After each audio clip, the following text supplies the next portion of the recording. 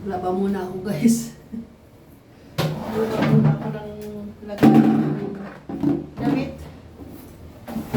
Ito, lalabhan ko to. Kasi uwi ko sa bahay. Mista ka ng damit. Ito yung nilipatan ng kwarto. Ito yung banyo niya.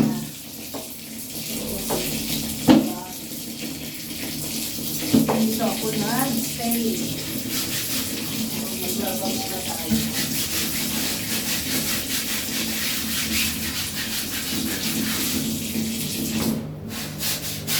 Para pag inuwi ko sa bahay, malinis na siya. Para hindi na ako maglalaba doon.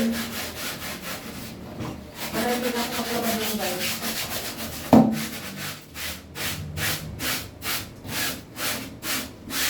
Ano to eh, parang box. Samantalain ko habang wala akong gawin kasi sa labas. Samantalain ko lang.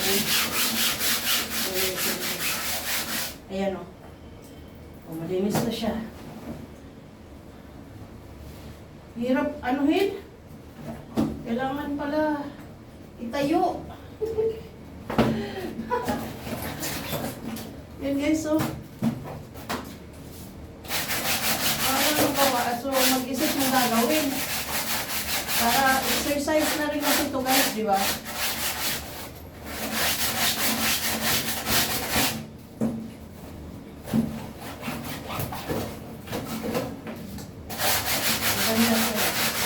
Ganito kasi yung istakan ko ng damit sa bahay.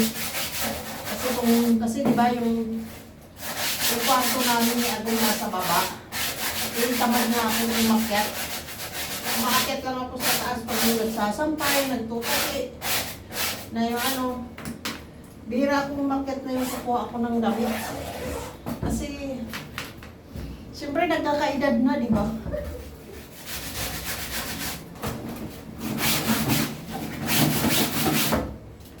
Nagkakaedad.